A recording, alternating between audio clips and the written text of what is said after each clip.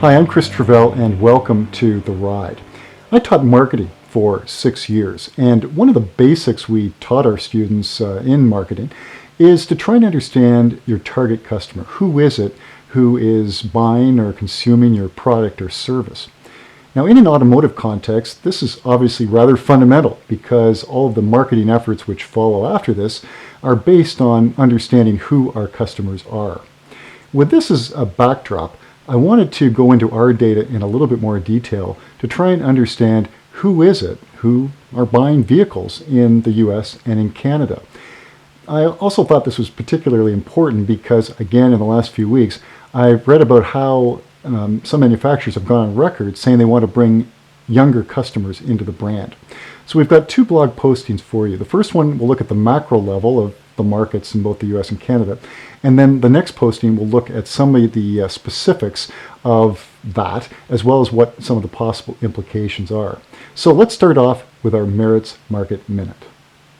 Now, all of the data I'm going to be showing you is taken from Merits' new vehicle customer study, which I think I've mentioned before is the largest automotive study in North America.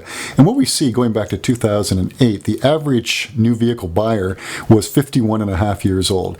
Now, in 2012, it's 53.2. And that's a significant difference, statistically significant. American car buyers are getting older. In Canada, we see a similar picture. In 2008, 50.2 was the average age. Now, in 2012, 50.9. So Canada too is getting an older new vehicle buyer. Now, I just mentioned that many manufacturers have stated that they want to try and bring younger customers into the brand.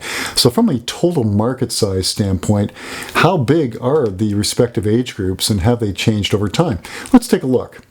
So starting again with the US market, I broke it down by various age groups and looked at it over time from 2012 back to 2008.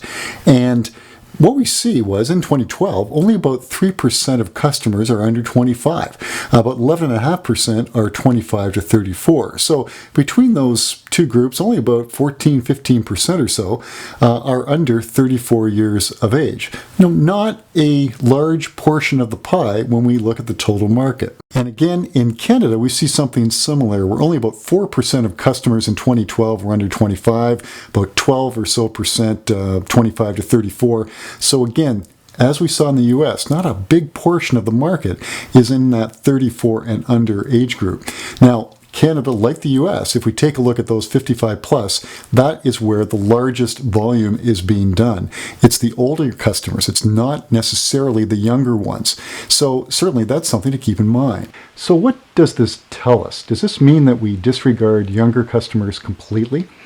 Now, I don't think it says that. Because we always have to have those younger customers coming into the brand to keep the brand fresh and prevent it from dying.